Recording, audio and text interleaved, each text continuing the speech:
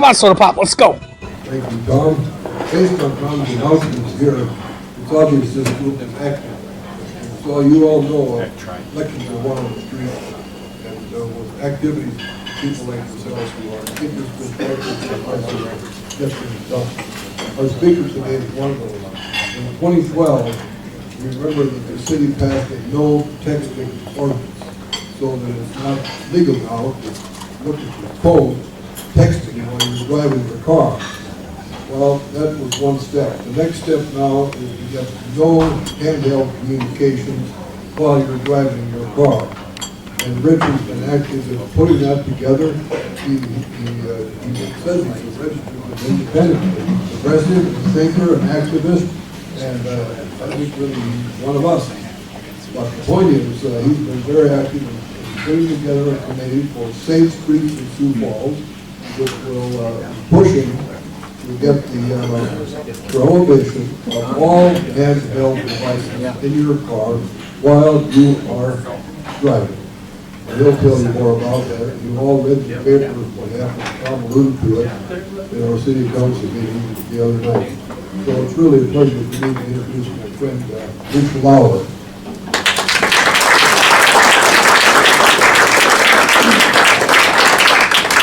Thank you, Lauren. I was registered as an independent, in the interest of full disclosure, tell you I was registered as a Republican for 3 or 4 decades, I guess. And finally registered as an independent, and with a Republican friend of mine said, well, gee, how can you do that? And I said, well, Alan Unruh is the county chairman and the tent isn't big enough, so.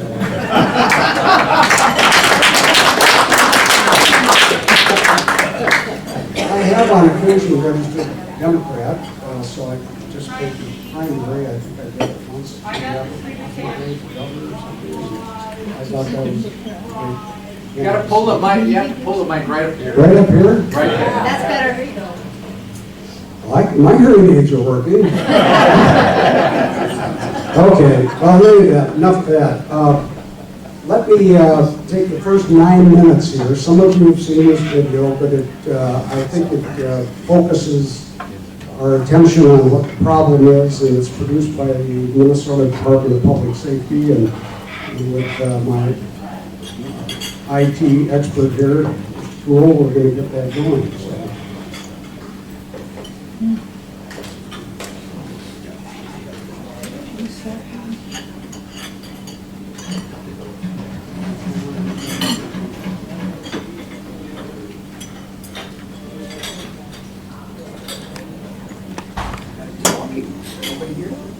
I agree, distracted driving is a problem on our roads. The video you are about to watch is a sad reminder of how one bad choice can change the lives of not only yourself, but others around you. Imagine yourself as a husband or wife who lost a spouse, a child who lost a parent, or the driver who took someone's life, all because you were distracted. Our message is simple: pay attention while driving.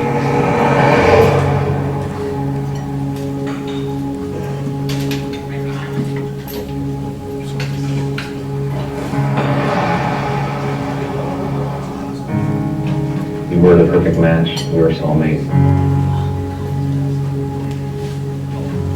She loved her family more than anything. We'll miss her forever. It should never happen. I can still see her laying on the side of that road. This is going to fall me for the rest of my life. It's tough. It's tough. I made a mistake that day that I can never take back. It's lonely. Very lonely.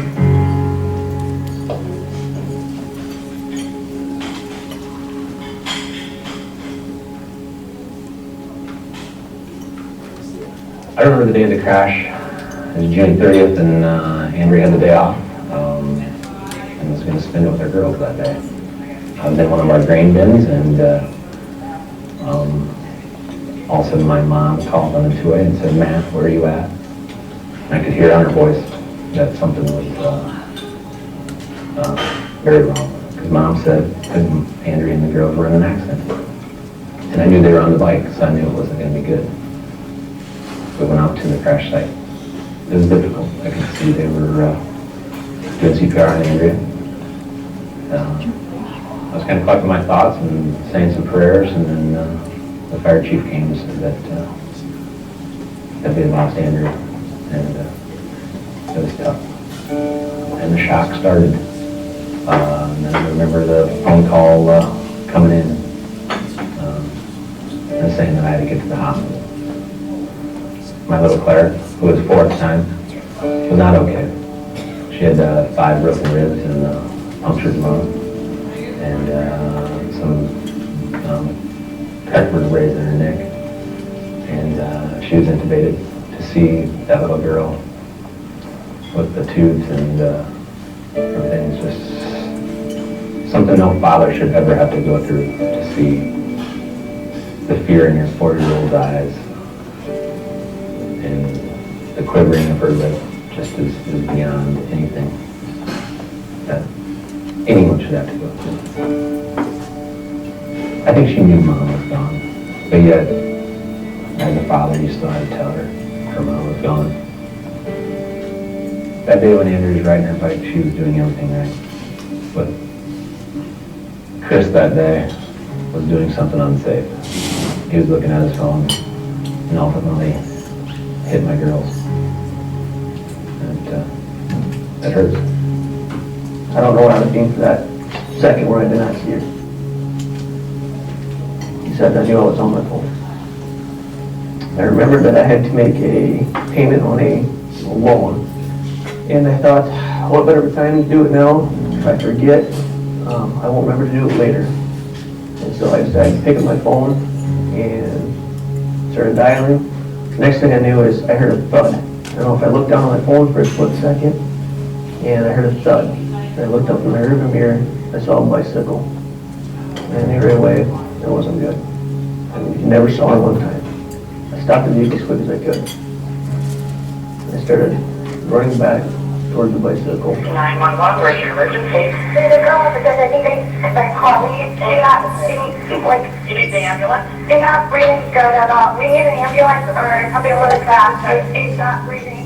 My thoughts were, what the hell have I done? How did I not see her? No doubt in my mind, it was my fault. I was on the phone. I was driving. I was in control. It was my fault. Mr. Weber, you have the right to remain silent. Anything you say probably will be against you in court. You have the right to talk to a lawyer and have a lawyer present now or any time during question. Were you a driver involved in this collision? Yes, I was. The military's taught me one thing. Is honesty. Integrity. That's who I am. It was my fault. So it's fair to say you were looking at your cell phone. Yes, it would be fair to say it could be. I don't remember looking at myself. I remember being on my cell phone when it happened. Did you have time to apply your brakes? No, I did not have time. I didn't even see the gal. I only could fail. That day I thought I could fail. I failed number one because I was on my phone. I was distracted that day.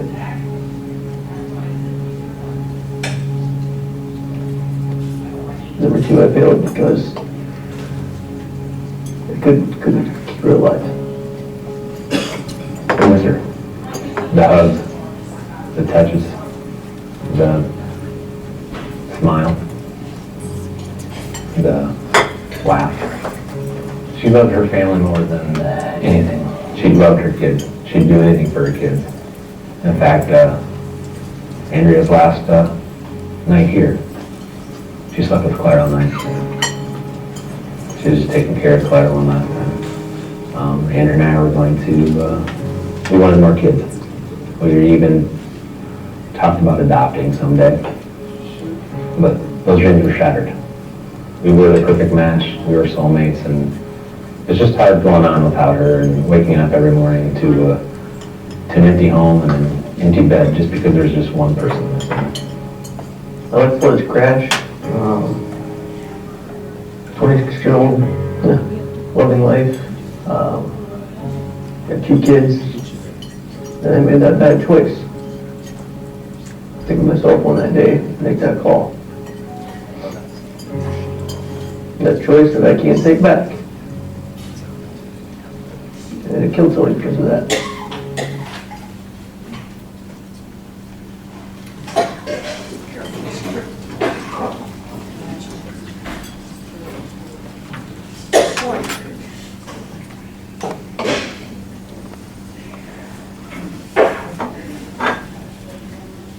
Andrea was a nurse at the Dave, are you gonna play?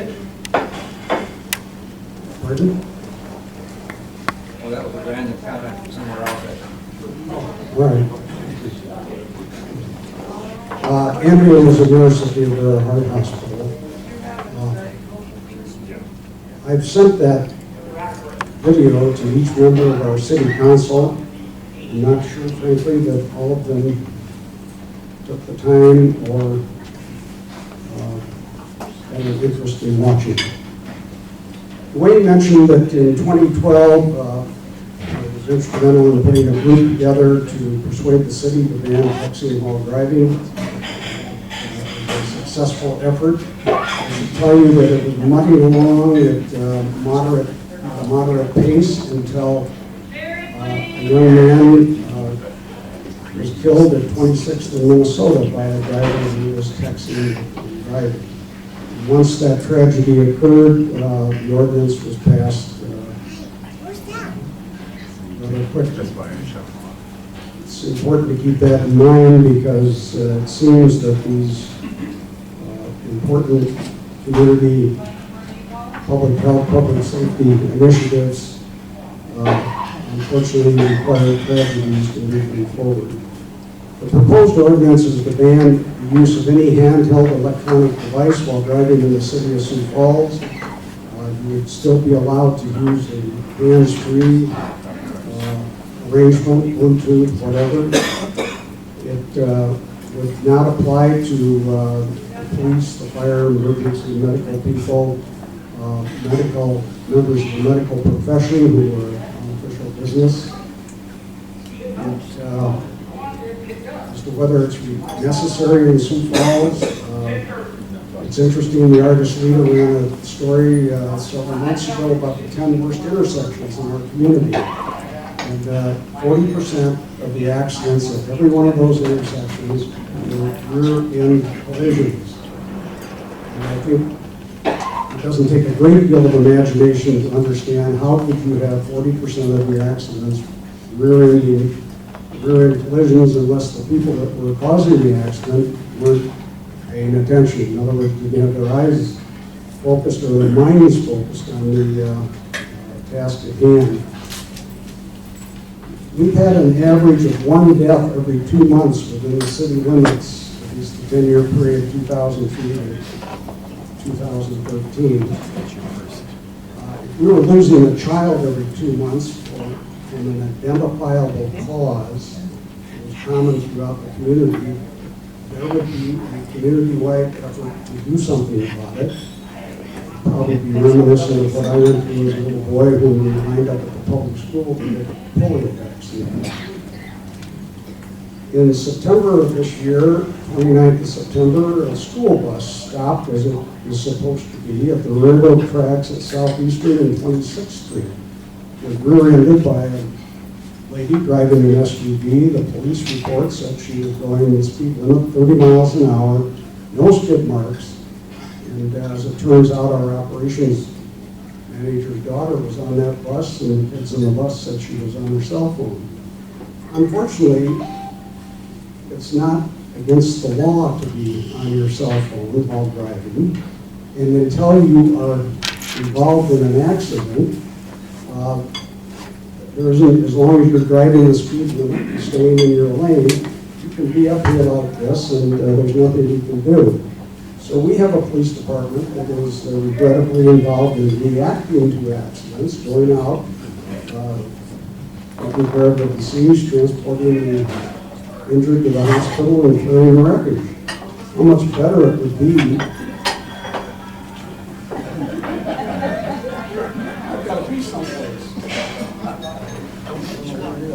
Excuse me. Supposed to turn that off and get 5 minutes. In any event, we don't keep records of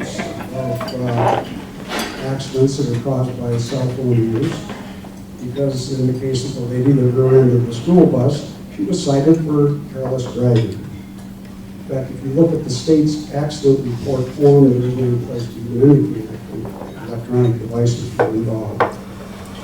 In South Dakota, in the first 6 months of the year, highway fatalities are up 17%. And most experts attribute that to increased distracted driving.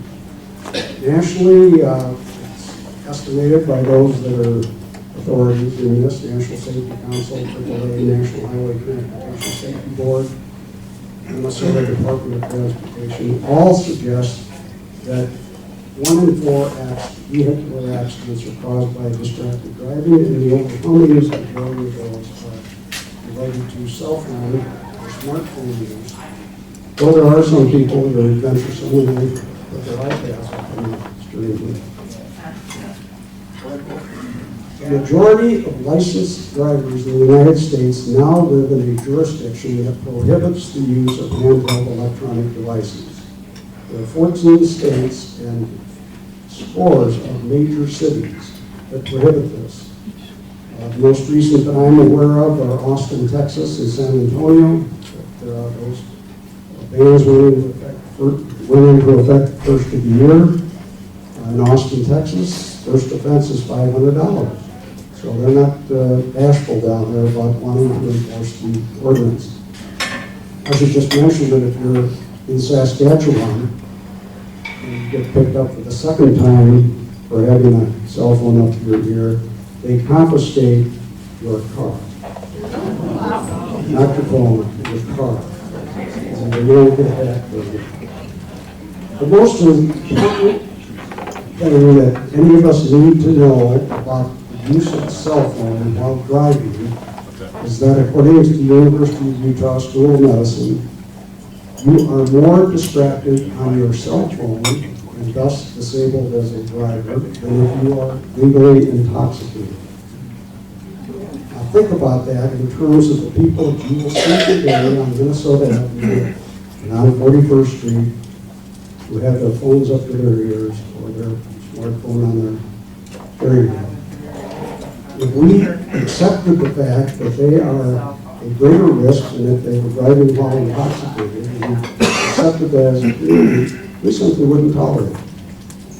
But at the moment, there isn't enough public recognition of the dangers of this particular activity. And so Safer Streets in Sioux Falls, or Safer Streets for Sioux Falls was founded. We have 100 and some members. The list is a lot of good folks, and you would recognize many of the names, community leaders, educators in our community. And we have many organizations, AAA of South Dakota, AARP, Dakota Care, Augustana University, University of Sioux Falls, Raven Industries, LG Evers, 7th District Medical Society, the doctors think this is dangerous activity, the South Dakota Dental Association. We have 6 retired judges, including 2 retired Supreme Court justices. We have 2 retired state's attorneys, 2 former mayors, several former city council members, and we have 1 former United States representative who occasionally comes to this organization's meetings, Stephanie Herseth-Sanders. In any event, this is a community-wide initiative trying to protect our loved ones as they're on our streets. Dr. Bob Vandemark, the orthopedic surgeon at Sanford, sends the information every so often and sent me one of the monthly publications from the American Association of Orthopedic Surgeons indicating in the last 10 years the number of pedestrians that they had to treat because of distracted driving has risen somewhere between 30 and 35%. Those are people that are distracted while walking down the street, looking at their smartphone, whatever it is. We had an instance last year where a lady was killed doing that, on 49th Street. We can't legislate or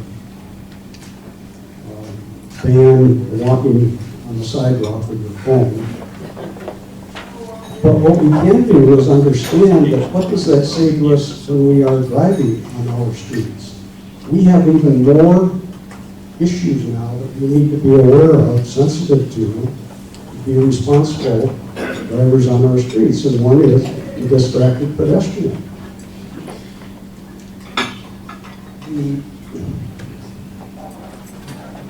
This was taken to the city council. Michelle Erpenbach, to her credit, has been leading this effort. Tyler has been supporting her, Rex Rolfing. Last Monday, it was supposed to go for a first reading. It did. And then they voted as to whether to send it on to a second reading. And as you're aware, it's the second reading of an ordinance when the public is allowed to come and comment, offer testimony for or against the ordinance. And following that, then the city council votes. Well, the council took the extraordinary action of voting not to send this ordinance for a second reading. They effectively said to each of us in the community, we are not interested in hearing from you. Your opinions are not important. We are going to kill us. Now, I suspect that the killing takes place in part because we have an awful lot of people that are currently on the city council that see themselves running for mayor or other elected office. And there are an awful lot of fingers in the air, posturing going on. But that does not relieve our elected officials of their responsibility. They need to address this issue, stand up and be counted. That's what we elected them for, what to do, and either vote yes or no on this issue. So our group is continuing to speak in favor of this. I would urge each of you, it is incredibly simple to contact your city council person and the mayor. It's just their first initial, their last name at siouxfalls.org. They need to hear from as many people as possible. If they can't, in fact, blow this community safety issue away, they need to stand up and act responsibly. Wayne, what have I missed? I'm happy to take questions. If any of you have questions. Am I to understand that they're going to do away with the second reading and then just move to the third? Will they take a vote on this, or is that legal? No, they voted. It's a first and second reading. At the first reading, the proposal was made by Michelle Erpenbach, seconded by Rick Kiley, and then without any discussion, they had a vote as to whether it would go to a second reading. And the vote was 5-3 against the second reading. Those voting against it were Christine Erickson, Kermit Staggers, Greg Jameson, Karski, and I'm missing somebody. Kenny Anderson. Kenny Anderson, right. Now, Greg Jameson, and since he's been quoted in the press, I don't mind sharing this with you in case you missed it. Last spring, when this was under discussion, his comment was, well, he was just tired of government in his car. This fall, he said he doesn't want any more regulation. Now, you can think of that in terms of, and one other thing the council did is when they passed the budget a few weeks back, they carved out $50,000 for an educational campaign on the dangers of distracted driving. So apparently they think it's serious, they just don't want to deal with it in terms of having to take a vote. And of course, the notion of a campaign without some responsibility going along with it is it's really it's just the way they were trying to avoid the issue. And there isn't any way to judge the effect of the campaign.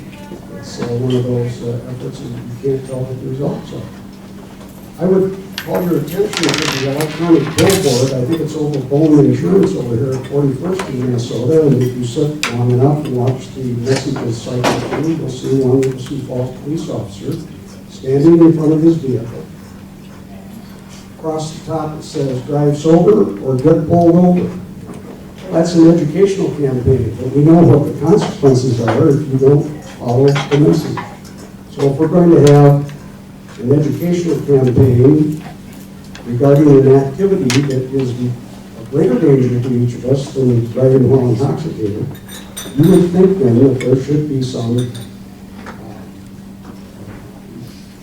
kind of penalty or at least some consequences to not following the message.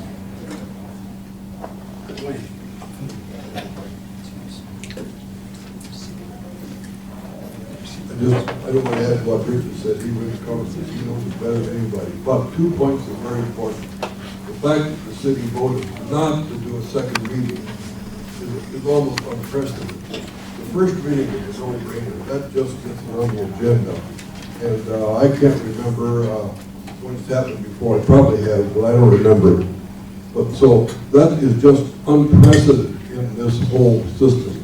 The second thing that's interesting, as I understand, the city has a rule that the people who drive city vehicles cannot text or use their phones while they're driving, unless it's an emergency. So the city here thinks it's okay for them, but for the rest of us, I guess we're at their mercy. You have a hand up over here. Can you elaborate on the statement you made that your suspicion is the fact that they're considering running for mayor, that some of the people are voting against it? Why is that, if they're considering running for mayor? Well, this is an issue that if it ever does come to public comment, there will be a certain number of people there that will be very vocal and opposed to it. There is for some reason, elected officials are always fearful of that vocal minority. And I think this is a good example of that. I would have to tell you, I've been working on this now since the first of the year.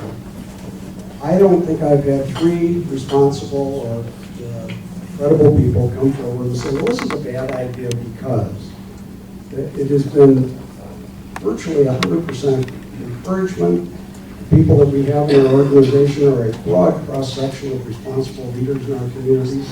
They represent organizations where those organizations have taken, created corporate policies that say our employees are not to be on their cell phones while in company business. Wayne mentioned the city of Sioux Falls that Wayne Munson started that years ago. But Reagan Industries is a good example. Sanford, Avera, they have policies against this with communication. It's LG Everest Company. A whole variety of firms have said this is just not safe. And the statistics bear that out. I don't know if that answers your question. Well, again, if it seems to you that there's definitely a majority of people that are for this, and it's just a vocal few that would influence how the city council would feel, can we do something about that? I mean, is there an option for a referendum on this? Are there other options? Well, sure.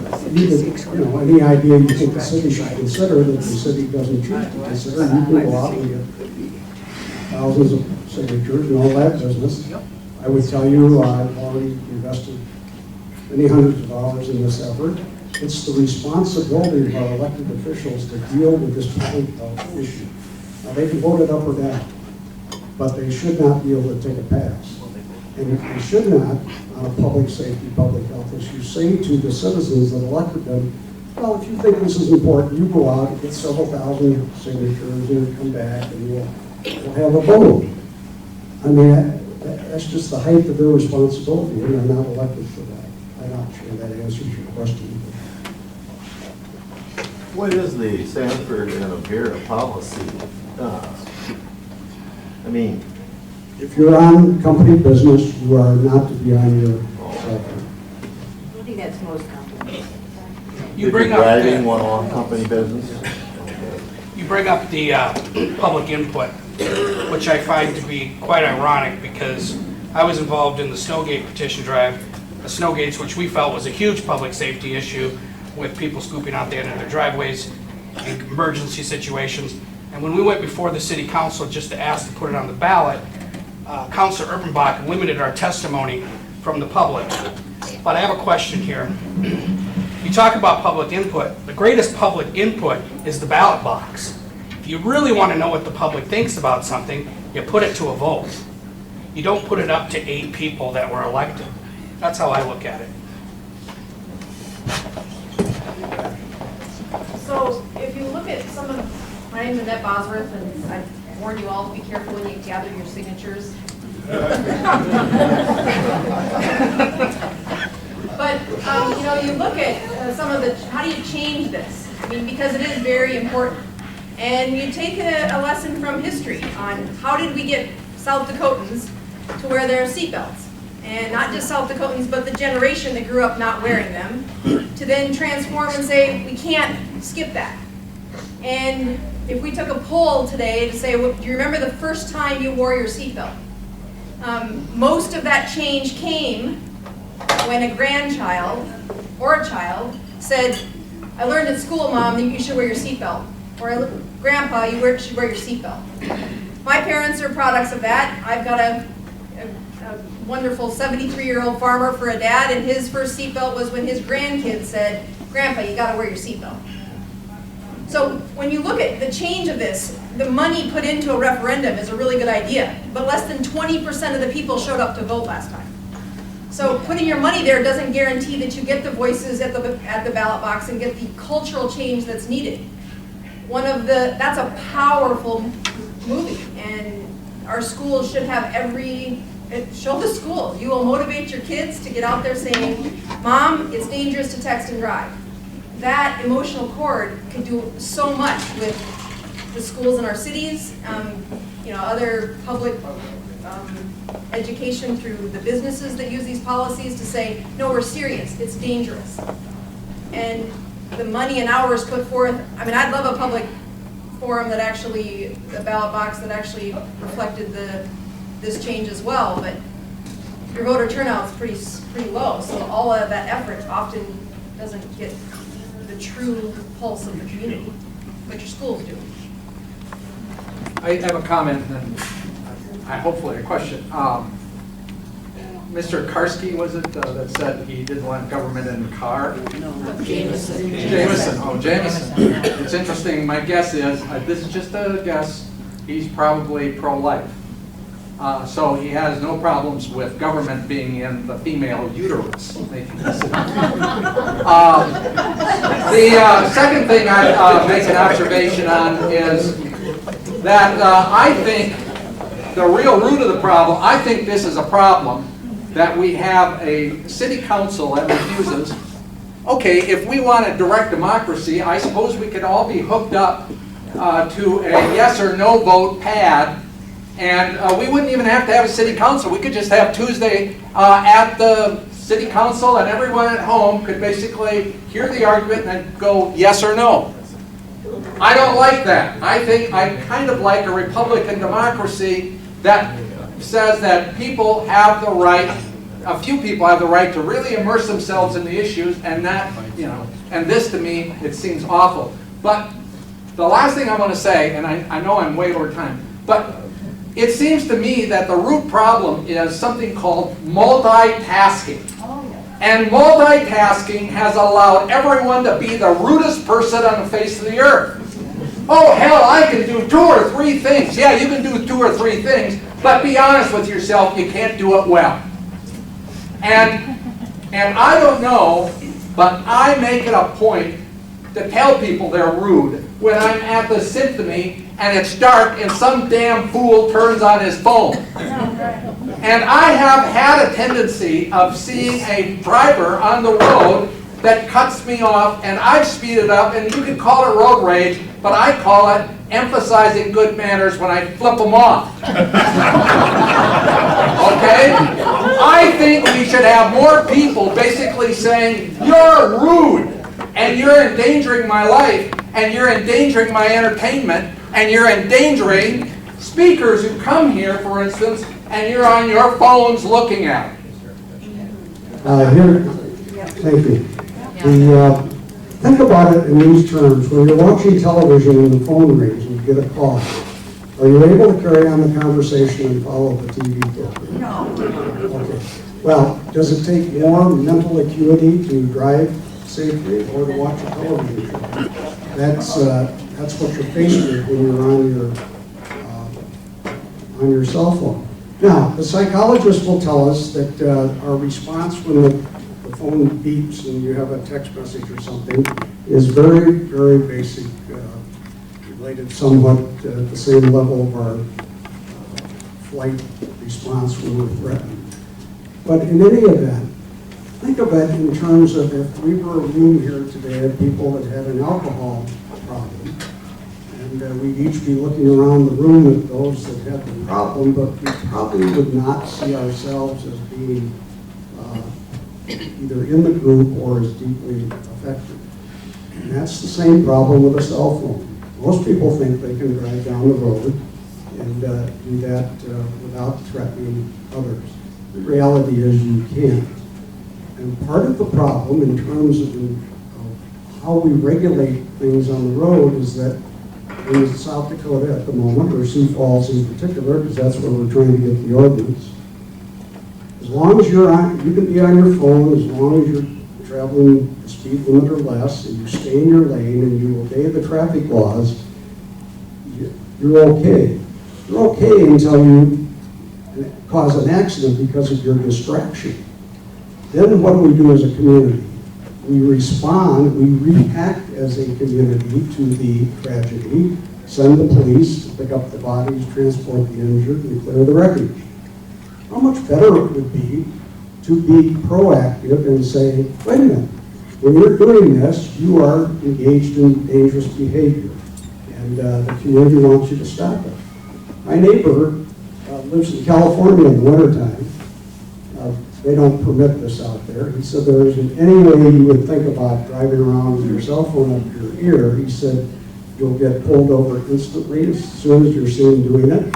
It's very expensive.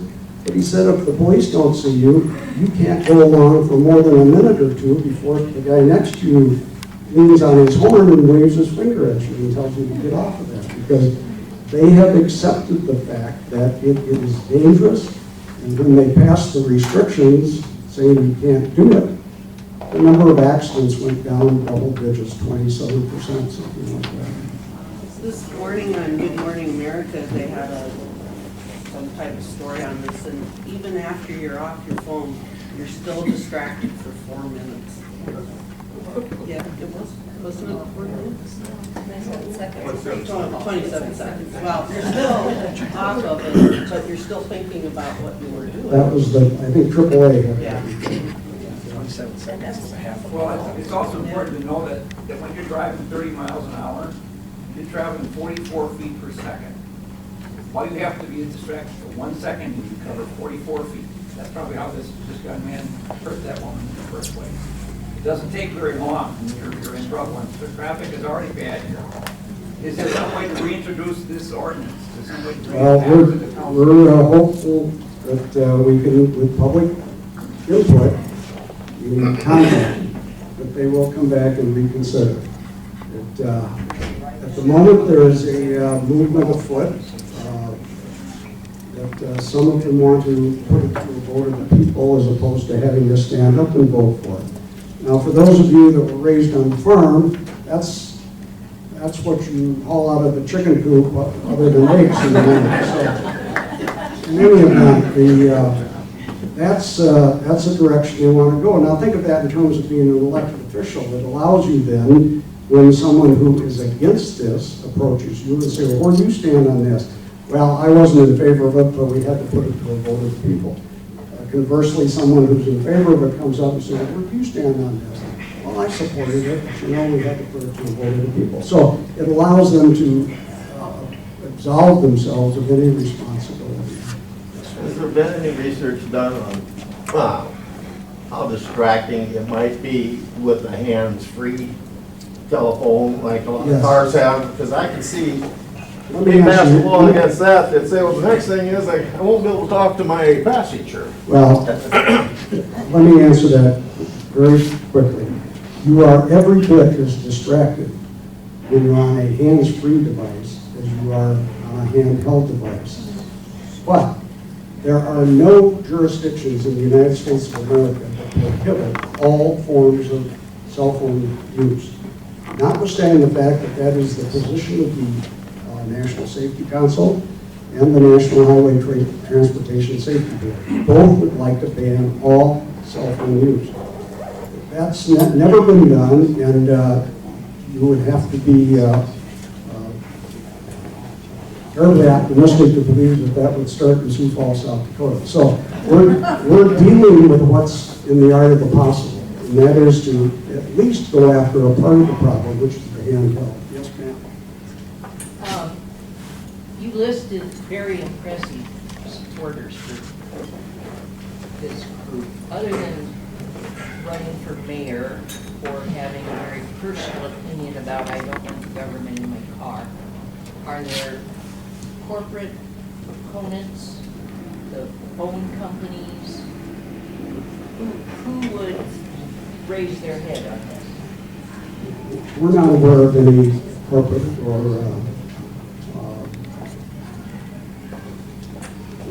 I'm not aware of any organization that's ever come forward and said it's okay to be on your cell phone while driving. A couple of action steps. One, without having people raise their hands. How many of us coming out of this meeting with what you said are going to continue to use our phones? And that's just something for everybody's conscience that while we're driving the car. This is a very effective presentation. The second thing is, how many of us are willing to call those 3 people, whether they're in our district or not, or in the, they're our elected city council, particularly Kenny Anderson, who should be sympathetic to this group calling us. I think we should consider those kinds of action steps to make a difference with it. Well, I encourage you to either call them, no one answers their phone, but they do listen to their messages, or you can email them. It's easy. Either of those are very easy to do, and I encourage you. Let me get this. Who are the ones that were supposed to contact? Who are the anti? Well, I mentioned the 5 that voted not to allow public comment. And that would be Karski, Erickson, Anderson, Jameson, Staggers. Who's at large? I don't know. Christina Staggers is at large. Staggers, yeah. But whether they're at large or not, they just need to hear from the people. How do you share that video? Is that something that's on the web or? Yeah, there's a website. You can Google, it's a young man lives in Brandon, Christopher Weber is his name. And you can Google Christopher Weber, Brandon, Steam, Minnesota, bicycle. On YouTube or?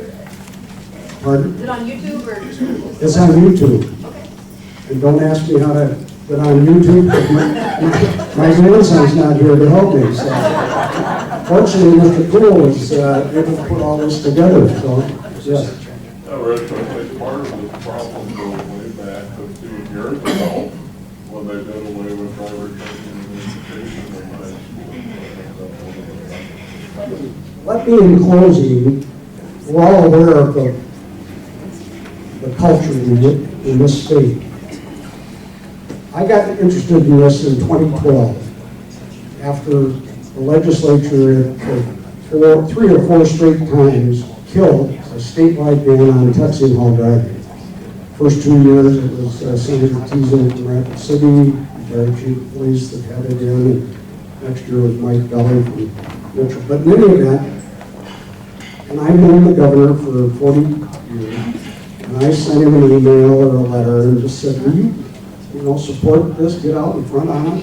And the response I got back was, well, we have a statewide study group now looking into this. And actually it was Senator Teason and Susan Randall that for a year studied it.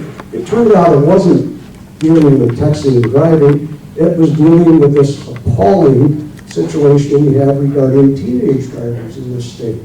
The fact that we have the worst record in the United States in terms of teen texting and driving. So in any event, After 1 year of study, our legislature, faced with all kinds of positive recommendations in terms of how to improve our experience with teenage drivers, finally passed a bill that said, during the probationary period, and I think that's age 14 to 14 and a half, the driver in the probationary period could not be on his cell phone at the same time. That was the extent of what they did. But it's important to note that Brian Gosh, representative from Rapid City, Speaker of the House, the one that was responsible for the statewide texting ban dying for 4 straight years, and the one that, when they finally passed it last year, wanted to take away from cities the ability to regulate it like we did in Sioux Falls. In any event, Speaker Gosh, on the last day of the legislature, the restriction on teens during the restricted driving period being on their cell phone, he had that changed from a primary to a secondary offense. I want to ask you, when you sat around with your families at the kitchen table and said there are just certain things in the Lauer household that we don't do, and here they are, did you say, when you mentioned the first one, no problem though, unless you violate another one of these family rules? That's the kind of mentality that we're dealing with. That's probably not a surprise to too many in this room. In any event, we need to put pressure on our public officials sometimes to do the obvious. And this, I believe, is obvious in terms of public safety and the effect it's had across the country. Thank you very much.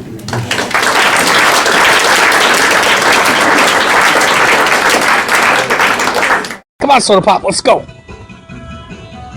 Come on, let's go. Come on.